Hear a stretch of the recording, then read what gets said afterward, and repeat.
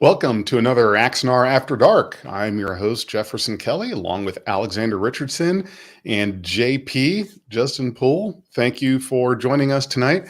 Unfortunately, Cheeto will not be able to make it. We are hoping to have Alec here momentarily. So, you know what I want to do? What's that? I need to make some extra money.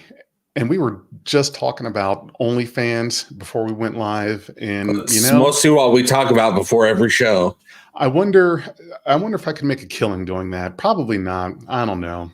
There's a fan base for everybody out there, But I'm not pretty enough. That's the problem. That's where you're going wrong right there. Everybody is pretty enough because there's an audience out there for everybody. Whatever you are, there's somebody that likes it. I sure hope so. Warhammer and sex toys. Yes. That's a niche right there. Mm-hmm. That is a very specific niche. I would believe. Same as the knockoff website Only Dan's. Only people named Dan can join. Well, I'm out already. That's not my name. Hey Jefferson, I got a question for you. Sure. Because it's going to be happening here in a second, I'm sure anyway. When is the Axanar movie coming out? You son of a bitch. I knew you were going to do something like that. Subscribe to the newsletter. That's here. I think I've got a little thingy to put on the bottom for the newsletter. I just got to find that. But there's also an audience for little thingies on OnlyFans. End of summer is what we've been getting from Alec on some of these updates. Where is, and it figures as soon as I start looking for the thing for the newsletter, I can't find that. I know I've seen it, but slide. Here we go. Okay, maybe this is it. No, it's not. All right, subscribe to the newsletter. When you guys put the link in the chat for that for me, please. Yeah, somebody's got it. You got to subscribe to it. Yes. Get your subscription going. It tells you all the info, answers all the questions or most of the questions. And I want to shout out to Sentai Ranger Donnie.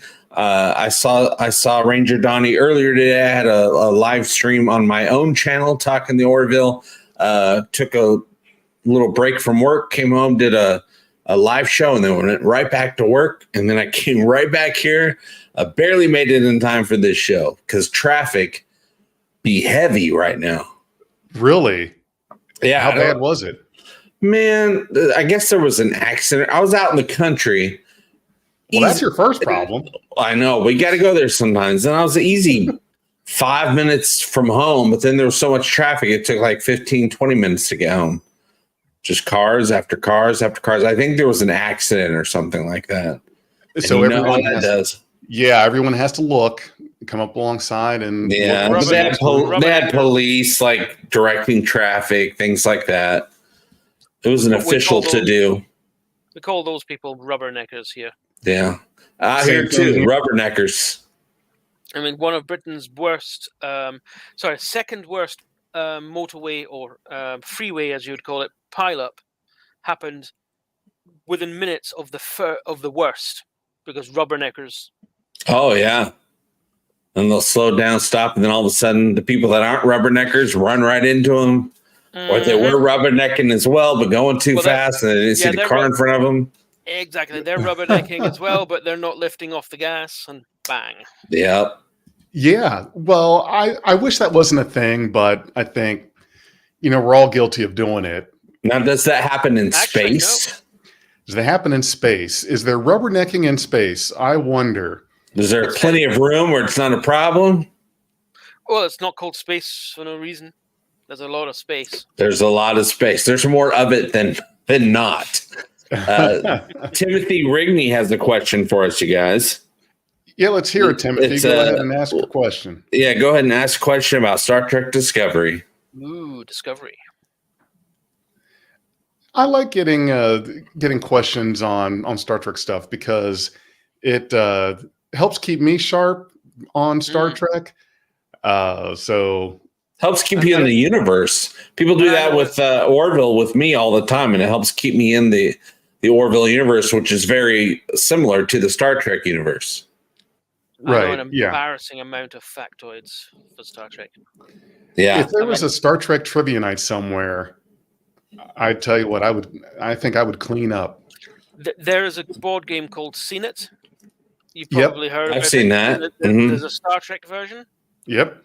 I've played it exactly once, and I completely trounced a full board of Trekkies, and I was holding back. Embarrassingly, I was holding back. I was intentionally forgetting the answers, and I still wiped the board with them. They've not invited me back since. Oh, wow. Okay, Timothy's question is in. Why isn't Nami? Isn't supposed to be Naomi? Yeah, Naomi Kyle doing the Ready Room anymore? And why have all of her interviews been deleted from Amazon Prime? Oh, that's probably a contractual thing. I'm guessing they just don't have the contract anymore, the rights for it. So off it goes. I hate to show my ignorance here, but I'm drawing a blank on who Naomi Kyle is. Yeah, I have no idea. That's. I mean, the Ready Room is on after Discovery, but I wouldn't say that was a Discovery question. Right. I've never watched the Ready Room, although I know that Will Wheaton does a really good host. You get some good info on Ready Room sometimes, and some good next week on like preview scenes and things like that. I don't want that otherwise, because these previews often give away too much. Yeah. Well, they always warn you. They say if you don't want to watch it, tune away for a second. Yeah, I don't watch the previews because I would rather be surprised and see things then. I did the same with 24 when that used to be on. I would never watch the previews for an episode. Nope. Anytime I'm watching any kind of show and it says next week, I skip that. Yep. Look who it is. We're getting a bit of feedback. Yeah, Alec, a little bit of echo from you. Are we on your car audio? I'm not sure you can hear us. Die, Wesley, die. I see that in the comments. Bear with us. Yeah, Brian Simpson's no fan of Wesley. Sweater boy. I had an ex that always called him Sweater Boy because he always wore the sweaters. It's terribly 80s sweaters. Oh, really? No, it was like the 23rd century. What are you talking about? Well, he had a penchant for 80s style, let's just say that. Yeah. Or is it 24th century? Or either that, everybody else in the crew had reprogrammed his replicator so it would only pump out 80s stuff. Yeah. Maybe they were playing a joke on him. Yeah. Hello, Alec. Hey, guys. How you doing? We're doing good. How about you? I'm driving in the middle of nowhere in Georgia. Oh, well, that's not good. So JP was driving around out in the country, and now you are. You guys are just risking life. No. See, he's the reason why JP had traffic. That's right. I was stuck behind him. He's just driving around aimlessly. That's it. No, I got to. We had a cat that got a what we call TNR. You trap, neuter, and release a cat. For outdoor cats, so they don't replicate. So I'm doing it. I'm delivering this cat back to the girl who trapped it. So there you go. So that's what I'm doing. After a day of activity, this is how I get to spend 2 hours of my night. Driving an hour to drop off the cat and driving the hour back. So. All right. How you guys doing? Good? That's dedication. That is dedication. Doing pretty good. Just doing the whole streaming thing. Yeah, I haven't figured out how to do the horizontal, though, here on Street. So I'm using the StreamYard app for the first time. and I can't see it. It turns It upside just down. keeps it that orientation. Gotcha. Yeah, so it's weird. It's like when you go horizontal, it goes upside down. I don't know. On your phone, do you have it unlocked, that portrait mode unlocked, where things will flip when you turn it? I don't even know how to do that. If you have an Android phone and know how to do that, if you're on an iPhone, then No, I'm on an iPhone. oh, okay, yeah, that Well, I'm not sure. We got an Axanar question for Alec. It's a question he gets often, but it's from Timothy Rigney, and he says, an Axanar question: will there be a movie out any space-time continuum soon? An Axanar movie. So, of course, the answer is no movie. We get to make 2 more 15-minute episodes, which will be out later this year. They're in post-production now. We finished with principal photography back in February, and so we're in post-production and very excited. So very, very, very excited about. And JP can tell you he visited for a while. Yeah, I was there. Jefferson was there. I'm pretty sure you were there too, Alec. I think I saw you a couple times. Probably. Yeah, Alec was always rushing around, getting things people needed, had questions, needed help with things done, needed confirmation. They were all coming after him, and he was there to handle it all, and he did so with aplomb.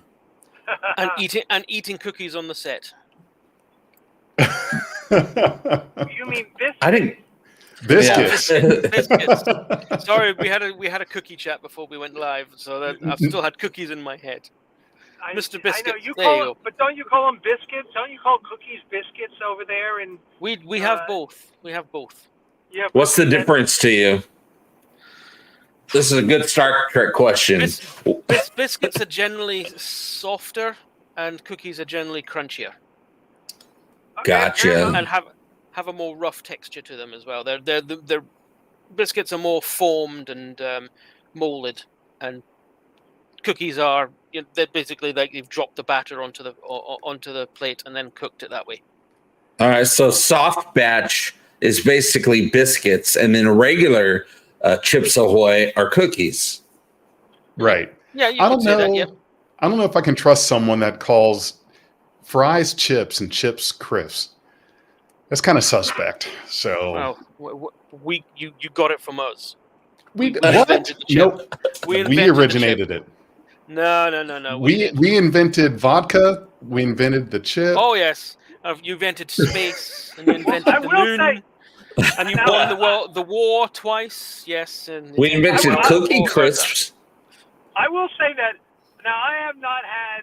I don't know if I've had fries or chips, as you call them, in Scotland, but I have in London, and then they tend to be what we would call steak fries, right? Mm-hmm. Big, Yeah. big, Yeah. thick ones.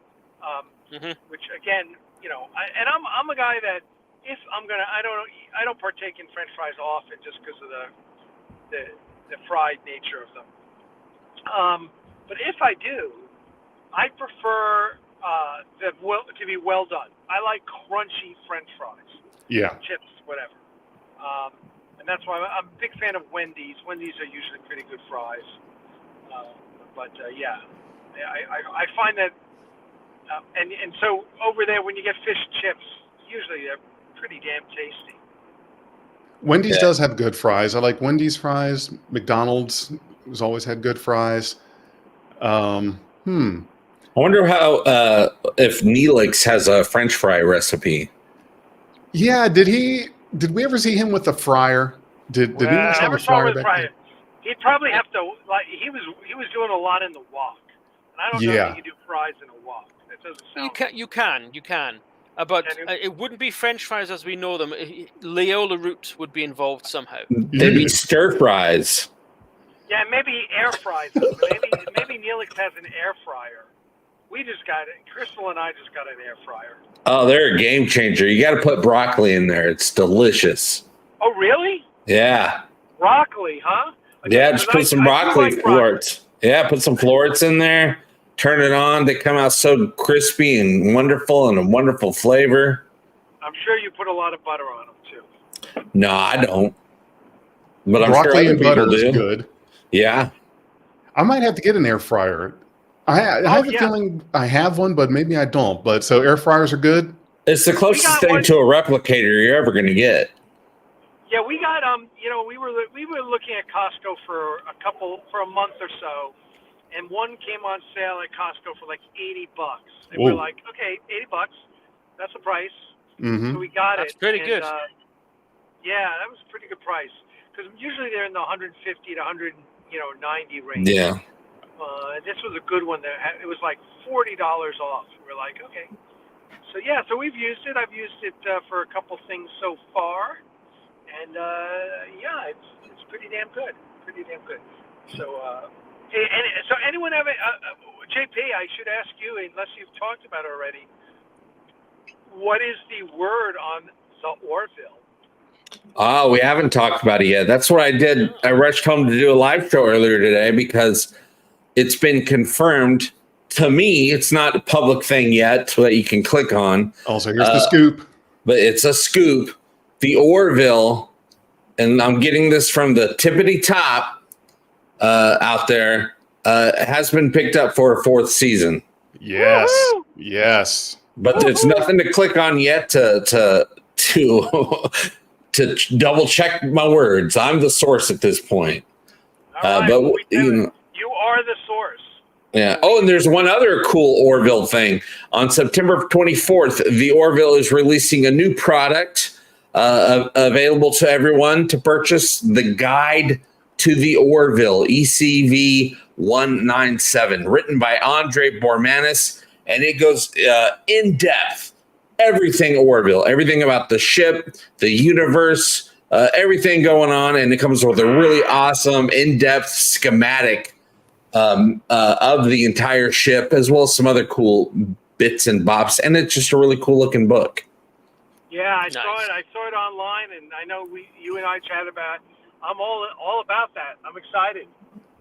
Yeah, there's no, I don't see anywhere to get a pre-order yet, but when there's a link to do pre-orders, I'll be sending it out to everyone who wants to get that pre-order, because people are going to want this thing, especially since it's going to help really promote the new season coming up, because I'm sure it'll still be a little while before we get the 4th season. JP, how's our writing going, buddy?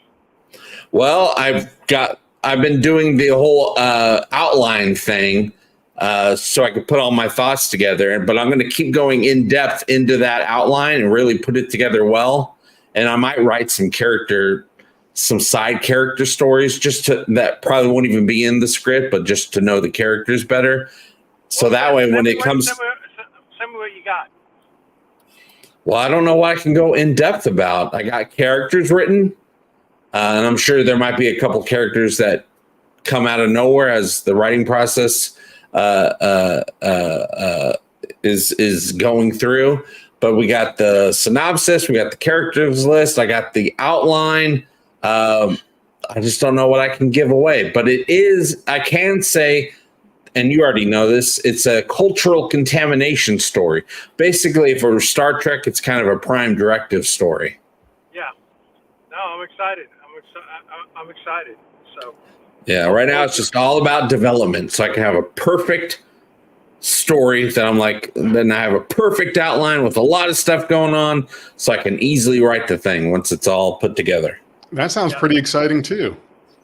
It's been fun to think about. I keep getting more and more ideas. I'm like, oh, do this as well. Oh, this will lead to this. And I'm also bringing in some storylines from the Orville comic book world, that also will tie into the live action world. It's a big pretty universe. Nice. Yeah. I hope so. It might suck. I'm writing it. A quick question. Do we know if Orville season 4 is going to be on Hulu, or has that been determined? That hasn't been given out yet, but I assume it'll still be on Hulu. I'm assuming that's who picked it up. It's just probably easier that way. They're just waiting for some contractual obligations to be fulfilled. And once those contractual obligations, Hollywood stuff, is fulfilled, then it's like, okay, Orville time. And I know they're looking to start it ASAP as soon as contracts obligations are fulfilled. Now, weren't all of the sets struck already?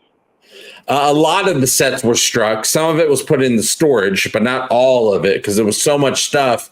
They told me it was going to cost like $300,000 a month just to keep it all in storage. So some of it was put in storage, some of it was struck. So they're going to have to rebuild a bunch of stuff. But it's a whole new season, a whole new thing. So I'm sure that was part of the plan anyway. Gotcha. That is a lot of money to store sets. Yeah, costs a lot of money. Everything in Hollywood costs a lot of money. That's why a lot of stuff that happens in Hollywood doesn't make sense to us, the simple people out there who don't understand this whole huge interconnected spider web of Hollywood and movie land stuff that's going on out there. It's beyond us. They're just swimming in money. I mean, it's the amount of money that changes hands out around there is ridiculous. That's the kind of money I need. I wish I had. I'll just have a little piece of some Hollywood money. Really? Yeah. Maybe just we'll a little make piece. it big. Will be enough. We'll make it big as podcasters and streamers and fan film creators, and we'll be out in Hollywood. I just want my job to be being JP. That'd be an awesome job to have. That sounds like a movie, Being JP. Yeah, Being JP. John Malkovich might have a cameo in the movie, but we'll see. Yeah, I was going to say, maybe John Malkovich can play you. Yeah. Oh, he can do it. If anyone can do it, he can do it. Who would be JP in the JP biopic? Oh, goodness. Zach Galifianakis. I was just going to say. Or Zac Efron. I don't think so. No, I don't know. I'm thinking about it. It kind of clicks. Scarlett Johansson. Yeah, she could play me. She plays everything else. Might as well. Yeah, might as well just put a hat on her, maybe a fake beard. Boom, you're good to go. If it's made by Netflix, it would have to be someone like Halle Berry. That's true. Well, we're not gonna give a contract to Netflix at all. They'll cancel halfway through. Yeah, I'm gonna send it to Peacock, see what they think. You don't have Peacock over there. Where do you guys get your NBC shows over across the pond? Probably if something like Amazon Prime picks it up. And that's your only hope? Probably. We don't have any dedicated US TV show streams here. It's sometimes something will come on, like maybe one of the terrestrial channels will buy it and show it. Well, do you need that? Yeah. Do you need that? Because we can send some democracy over. we can get you set up. I think it was the BBC. They showed Band of Brothers when it was brand new. So they bought the show, and that's how we got to see it. So we got to see it without ads. I think Sternbaum all figured it out. Henry Cavill. That's who's gonna play me. I that's the one. You got it. You got it, Stern.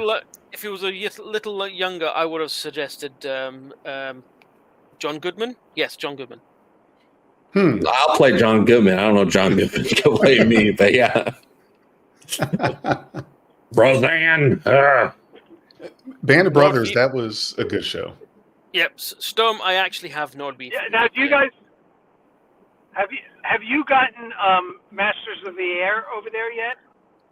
Yeah, absolutely. It's on Apple TV. Honestly, they announced it just as I cancelled my Apple TV subscription. I'm like, oh, come on now. Because Apple TV had like two things that I was interested in, and I was bored watching them over and over, so I just cancelled. Especially when I said, right, you're no longer paying $9.99, you're going to be paying $15.99. Oh yeah, that's getting too high.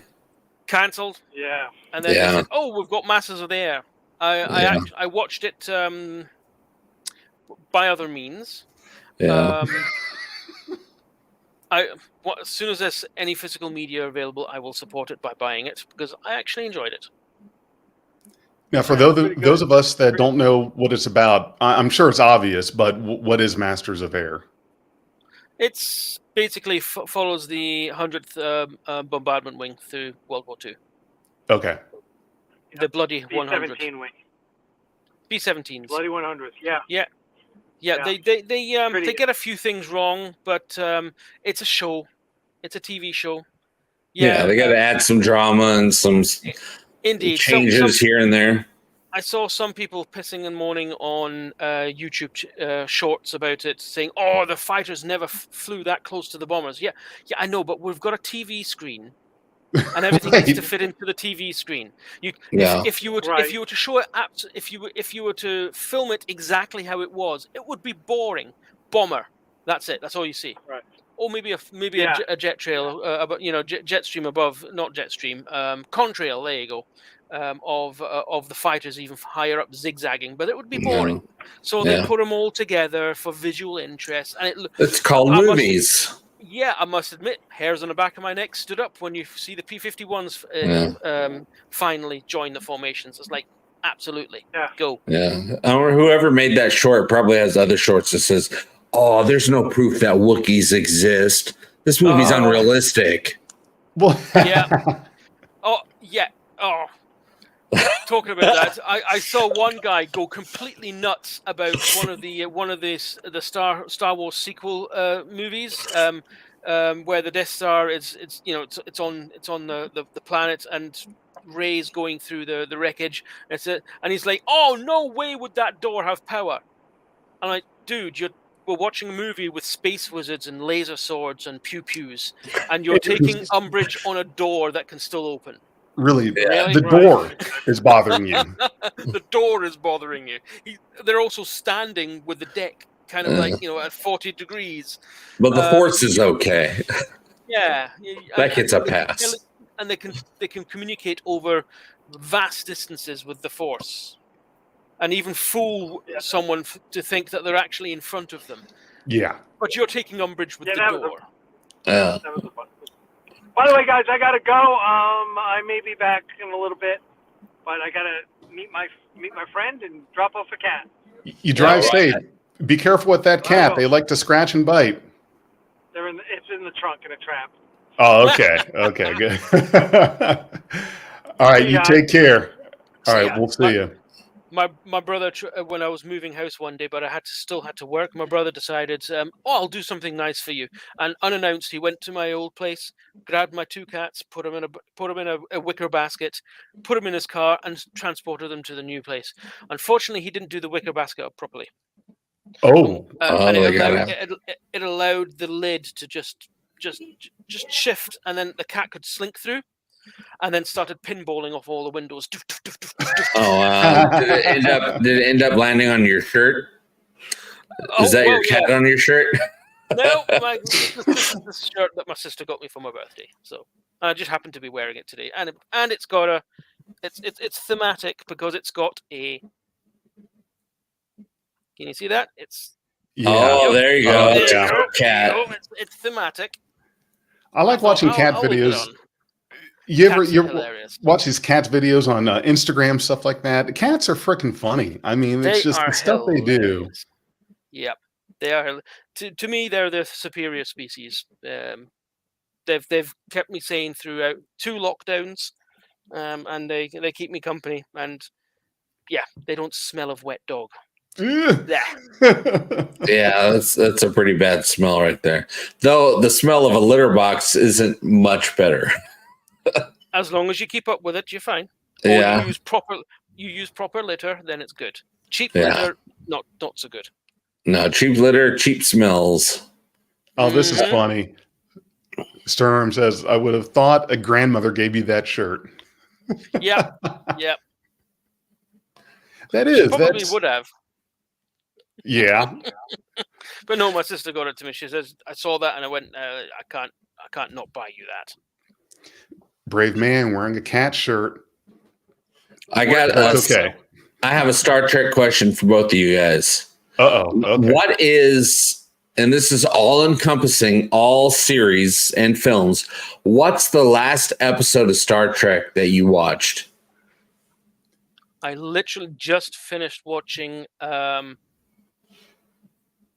one where Nick Locarno and Wesley Crusher, they have that problem where they try to do that COVID starburst. First Duty. There you go. There you go. I watched that yesterday. Now didn't that have a not actual Tom Paris, but the character that inspired Tom Paris in that episode? He looks the same. Can't you see it? He's right there in front of us. He has a different name. Yeah. Well, so the I think they couldn't use the name because they didn't want to pay the guy who wrote the episode. Yes, the girl. I think the writer then. What was her name? She was a huge Star Trek writer. Why do I want to say Jerry Taylor? I don't think that's it's not. Who wrote Nick Locarno? No, but she was the producer on Voyager. So that's why you want to say Jerry Taylor, right? But they didn't want to pay the royalties to use Nick Locarno, so basically, it's the same person, just different name. Just a different name. Yep. Oh, we got you might want to click on Stephen Ross's contribution there. Yeah. Thank you very much. Of course, Wookiees exist. Yep. So here's a question that I want to ask you, JP. Well, to answer yours, the most recent episode of Star Trek I watched was the last episode of Discovery, the one that was on last week with the Time Spider. So yeah, that was that one. The Time Spider, man. I don't know. Do I want to watch Discovery in 2025 when I start watching again? I don't like the name. The title. It was a very typical Star Trek episode, actually. If you ask me, very typical Star Trek episode. Okay, well that'll work. If it's really got the Star Trek vibe down, nothing wrong with the Time Spider. Yeah. It's a plot device, to be fair. That's what it is. JP, here's one for you from Wilhelm Sowers. Is the Orville going to avoid time travel? Personally, I sure as hell hope they do. I don't know if they would, because they're kind of they're in the briar patch now. Because, season 1, we had we kind of invented time travel a little bit with this banana. And then in season 2, after Isaac and John were messing with the Arnov device, they actually pulled someone from the past into the present, and then ended up changing the entire universe. And we got a whole multiverse out of it, a mirror universe, basically. And then in season 3, we had legit time travel. Yeah. So I think season 4, maybe they'll have even a bigger time travel story. Time travel's fun as long as you don't think too hard. And the sandwich came back. Yep. What was it again? Was it a tuna sandwich? I can't remember. No, egg salad sandwich. Egg salad sandwich. No, you can't. Bologna won't travel through time. No, it doesn't do too well. Yeah, it's too nasty. Even the time stream doesn't want it. Had better luck time traveling a Twinkie. Yeah, that's no problem. Twinkie, sure. Twinkie, you can just put it in a box and forget about it, and 200 years later, it's still good. Yeah, that's time travel, just at real time. I think that it's been all but proven that the Twinkies do not go bad. I have no idea. They say that. I think as long as you keep it in the wrapper, I believe. Like, it's one of those things that everything expires, even if it's unopened. But like unopened Twinkie, I know timeless. Why a Twinkie doesn't go bad. There's nothing natural. There's nothing natural about it. No, it never goes bad because it was never good. Oh, blasphemy! Ding dongs all the way. Have either of you seen Mortal Engines? No. I saw it a long time ago. I remember cities rolling around. It just became available on something. Yeah, because it's I can't remember how far into the future, but it's a considerable amount of years, and one of the main characters is eating Winkies, because because the tea has rubbed off the packaging. Oh, that's funny. Okay, and so they found a way to get around using Twinkies, the logo, by doing that, but also it makes sense. Winkies. Yeah. Winkies. It's Winkies or just Winky, maybe because I think the outer edges of the packaging is completely worn away. But you know what she's eating. Yeah, and they're still good. They don't go bad. Still perfectly fine. I thought that's nice. That's Yeah, Mortal Engines. I thought it was an interesting idea. These cities on wheels. So did I. I mean, it would never happen in real life. It's unrealistic, but all the best movies are. Yeah. Not that this is the best movie. It was just a fun watch. Yeah, I enjoyed it. Thought it was pretty good. It's if you start going about talking about realism, then a lot of stuff that we watch really wouldn't work. Yeah. Why do people have things sitting down on tables? Aren't they just going to roll off? Don't you have to have everything buckled down? There's no up in space. Yeah, but if you see two ships meet each other like that, it looks a bit dorky. So yeah, so they're always right at the level when really it should be whatever direction they want to have it. Maybe there's like a special space compass so that everyone knows what time it is according to this device. They know which way is up according to this device, and they all just live by it. Sentai Ranger Nani, you bring up a good thing. You just mentioned Rebel Moon Part 2. If you guys haven't seen that, I would definitely recommend it. It's out now on Netflix. Part 2 is already out. I've not. Yeah, Part 2 is out. Not even watched Part 1 yet because all my friends keep on saying it's gash. That's British. Watch it, but watch it, and so that way you. I'm going to have your own opinion on it. Oh yeah, I'm definitely going to watch it. I just haven't had the time. Yeah. It wasn't bad. I like the first one. I like the second one. I think it was a good watch. I haven't heard any. I know the first one got a lot of comparisons to Star Wars, which wasn't it supposed to be a story that was originally going to be in the Star Wars universe, but they couldn't get the pitch to be accepted. I don't know. So they just went, you know what? We'll change some of the names, and suddenly you've got your all. If you try hard enough, anything can be from about or from Star Wars. It's like that's. Let's stop making no Rebel Moon.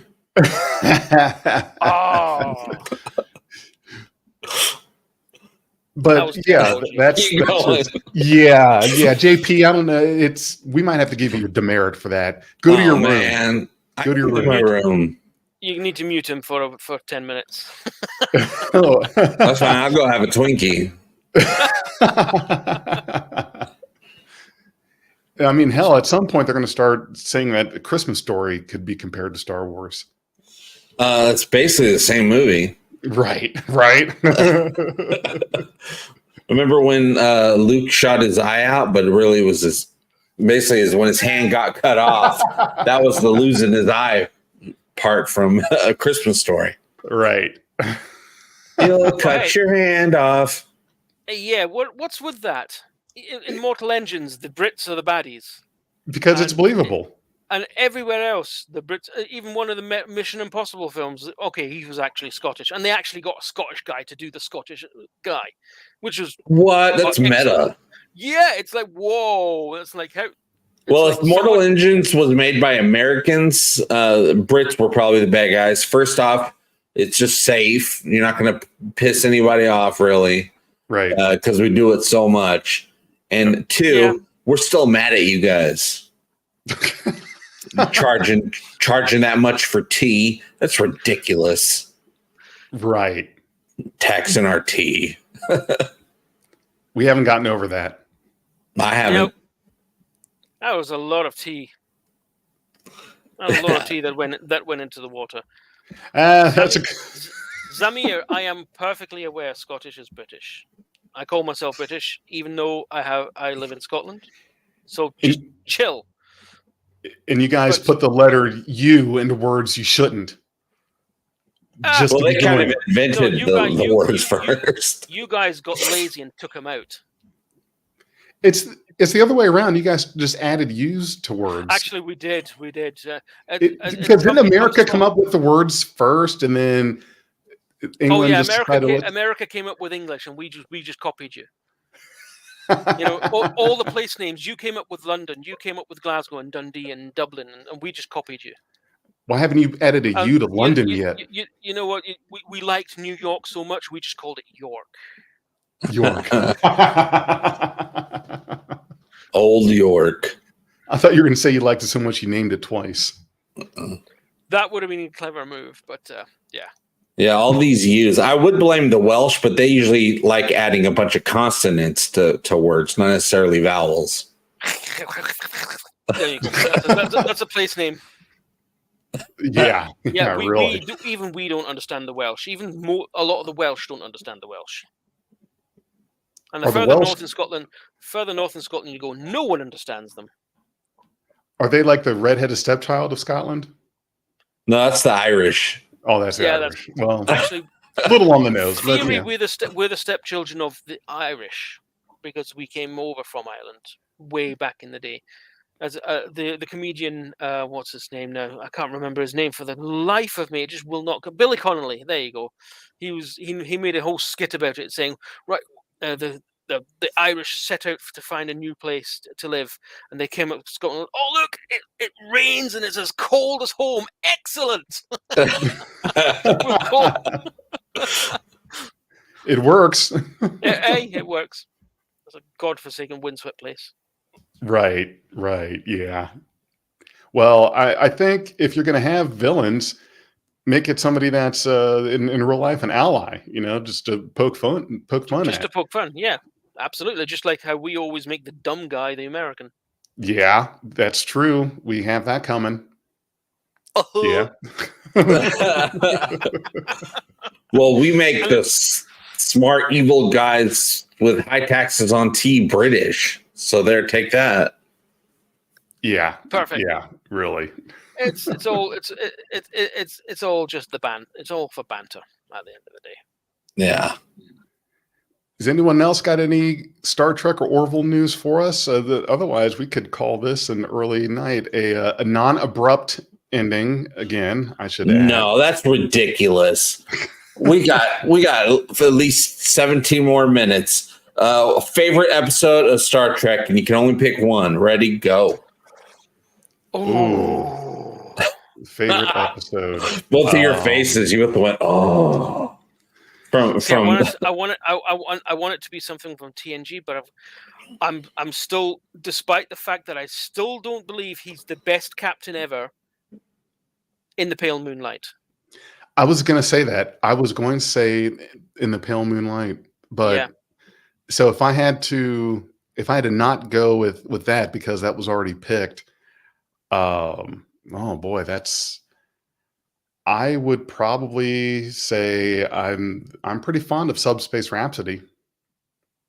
Really? And mute Jeff. I mean, I enjoyed it. I don't think I could ever rewatch it, at least not soon. But I enjoyed it. I appreciated what they were doing. But I don't know if it'd be my favorite episode that I could watch over and over and over again. Yeah, I've never come so close to skipping an episode. I mean, the only episodes of TNG I will religiously skip is anything with Loxana Troy in it. Right. Well, because I just can't deal with her. And then Spock's brain. Right. Exactly. But Spock's brain is infinitely better than Rhapsody. The problem is that there are so many good episodes of Trek that it's very difficult to name a favorite one. And you're right. My first reaction was to say in the Pale Moonlight. And that's not to say that there aren't episodes that were better or that can also be favorites. It's just, it's hard to pick, but there is something about in the Pale Moonlight that really jumps out at you. That's terrible. Kind of jumps out at me saying, "Hello, I'm terrible." No. In the hey, if you like it, you like it. It was in the Pale Moonlight. No, it was good. That's what I'm talking about. Because, right. Okay, I was talking about Subspace Rhapsody. I like the more needs to be airlocked and forgotten. the moral ambiguity of In the Pale Moonlight is what's so Yeah. captivating. Absolutely. That you really have to see, okay, just what's it worth to you to save millions of lives and to save the Alpha Quadrant? What are you willing to give up for that? What are you willing to sacrifice?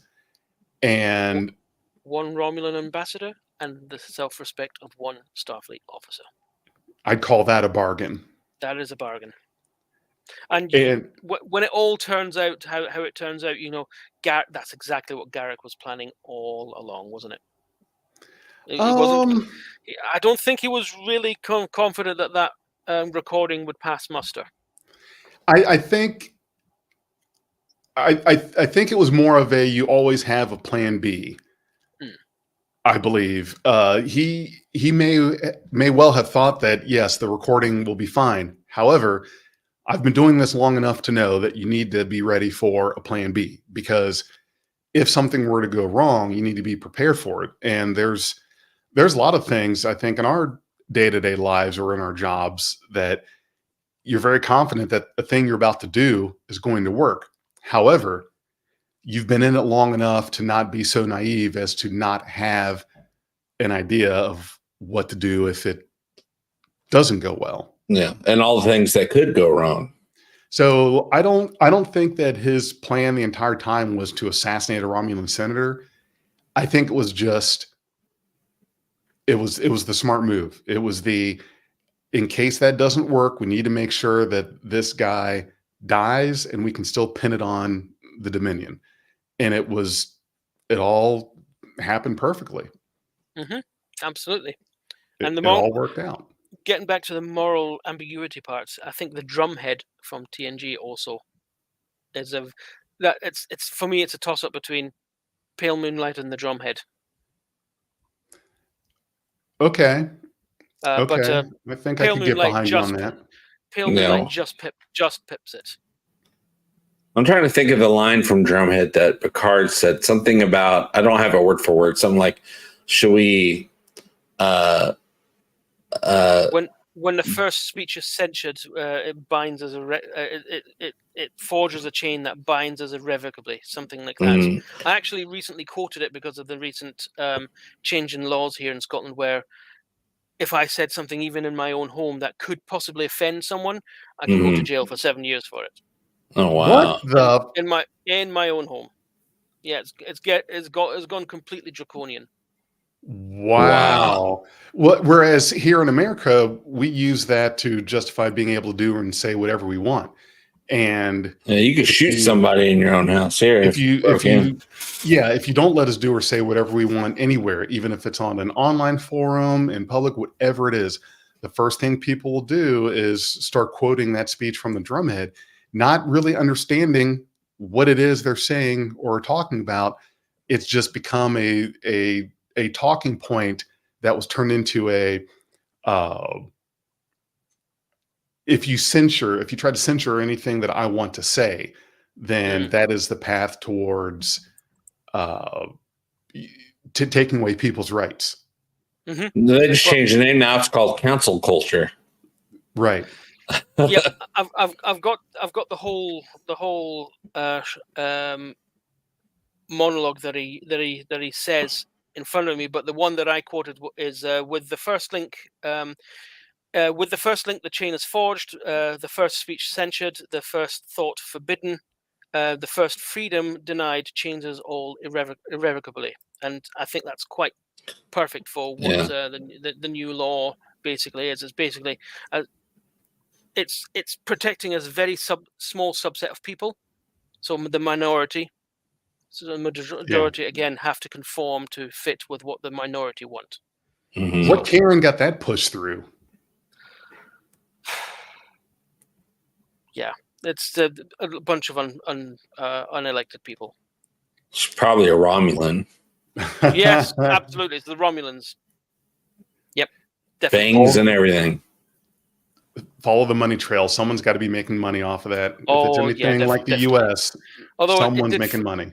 It did backfire because in the first 3 days, the Scottish police force got 6,000 reports, hate crime reports, and 4,000 of them were towards the First Minister, our version of your president. Because back in 2020, he did a decidedly anti-white speech in Parliament. Gotcha. So he got a bunch of complaints. So he hurt a lot of feelings. Backfired on him major. So yeah, nothing much is going to happen of it. But yeah, it's ridiculous. JP, did you tell us your favorite Star Trek episode and I missed it? Or yeah, you asked. Oh God, there's so many. I guess I have to. And I'm sad that this was in season 2 because it would have belonged in any of the season 3 and beyond, which almost every episode's amazing. Mhm. Season 3 and beyond, but season 2, The Measure of a Man.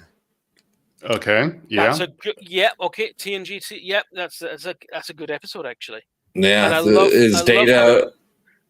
Yeah. Does Data have rights? Indeed, and I love how they made Riker have to go against him. Yeah. It's Wasn't that a bitch? And he had to do a good job. Yep, he had to do it. You're ordered to do a good job. He's like, damn it, I don't want to do a good job. That's my friend. Doesn't matter. And I love that again. Picard's speech. You know, we were founded to find new life. Well, there it sits. Yeah, boom, right there. There it sits. Yep. So like his line must be drawn here, kind of voice. No bother.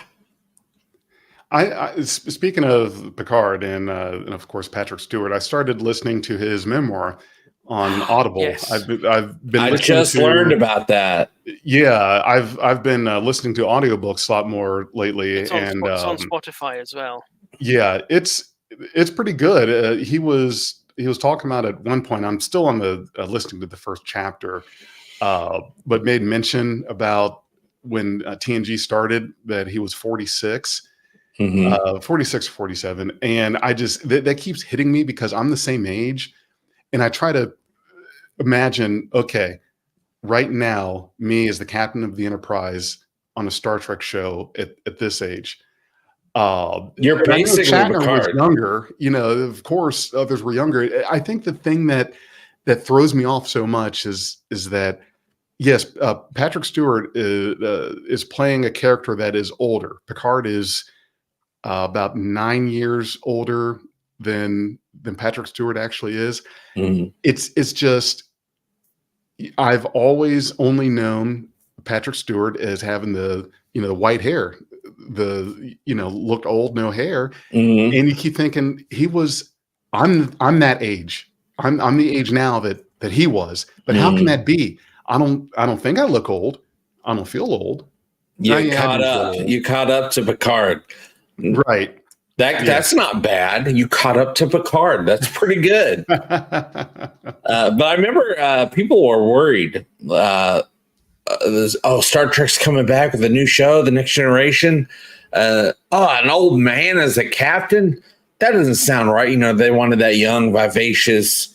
What a strange word to apply to Captain Kirk. But yeah, Captain Kirk. Yeah, I remember seeing some clippings and stuff like that from. We think hating new Trek is a new thing. It's because people hated TNG. No. People were up in arms about TNG. Yeah, I remember.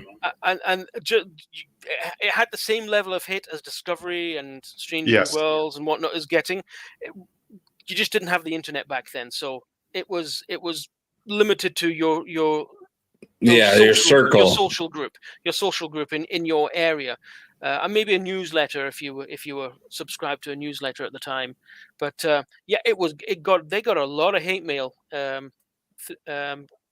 all directed at Roddenberry, saying, "How dare you, destroy my childhood?" Things.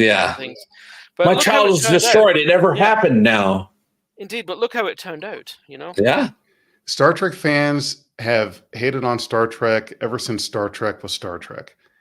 This isn't anything new. Well. Yep. Well, back in this day, they stopped. Back at this time, there was no new Star Wars for us to hate on.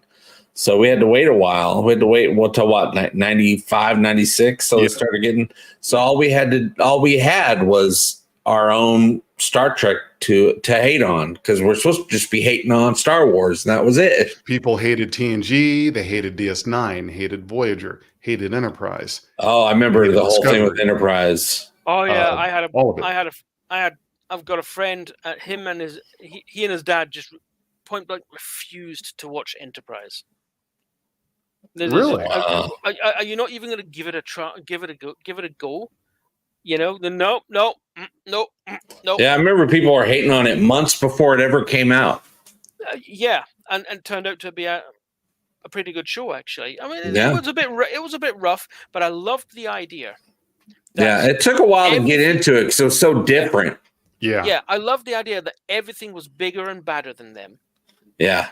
And they had no prime directive. They had no rules. They were making it up as they went along. Yeah, and they got jaded. I love how jaded Archer got by after the whole Zindi situation. He's like, you know what? Basically, everyone out here sucks, and I just want to be a captain and explore some stuff and say hi. But everyone sucks and everyone hates us. It was great. He had to get his groove back. Yep. Spoiler alert. Oh yeah, if you haven't watched Enterprise, sorry. But then again, it's 20 years since it went off air, so that's on you, not us. So Yeah, right. Right. Yeah, exactly. It's been a long time getting from here to there. It's getting from there to here. No, I'm reversing Oh, it. you're It's my own reversing on version. purpose. It's my own version. and remove JP. Yeah. Remove and ban. No, What do you guys think of it? That was actually quite good. Well, what do you guys think of the NX class? I love the NX class. I loved it. I thought it was it fitted in quite well, you know. And I loved when Drexler had his Drex Files channel. I loved how he showed what he proposed as a refit for a potential season 5. Mm-hmm. Because they planned to do 5 or 6 up to 7 seasons. Yeah. They were just told, I think they were told halfway through season 4, this is it. Cut it off. Les Moonves hates you. It's done. You're getting cancelled. Yeah. So which is why everything seemed a bit rushed at the end, you know, which I don't blame the production for. Yeah, but everything was evolving throughout the seasons. Yeah. We're getting closer and closer to more modern tech, or not modern, but the technology that we're used to, the look of things that we're more used to. They were building towards it. Yeah, and did you notice the color palette of the operating system changing ever so slightly through the series? It went from blues and stuff like that to the primary colors that you see in TOS. Wow! No, I never even noticed that. I need to go back again and do another rewatch every 5-10 years. Do a rewatch. I remember I loved Enterprise. Well, it was weird for at least a few episodes. Then I started getting into it, and then by the end of I think at the beginning of the second season, I was really excited to watch new episodes every week. And then I loved the whole Zindi thing. I loved where they were going, and then it was just gone. Yeah. So I went back and rewatched it. I don't know, it's probably been 5 years or so. I rewatched the whole thing, and I just fell in love with everything about it. The characters, the stories, what they were trying to go for. But I think it might be time to do that once again. Just got to get through Broken Bow. I do have a hard time watching Broken Bow. Yeah. I'm like, get out into space already. Show doesn't start until they get out into space. But guys, I've got to run. I've got a look at the time. podcast interview. Oh. Yeah. All right, wrap it up. Sorry to have to run and wrap. Yeah. So everyone, thank you for joining us for Axanar After Dark. I am Jefferson Kelly, along here with Alexander Richardson and JP, talking the Orville. All right, guys, take care. We'll see you at the next one. Bye. See ya.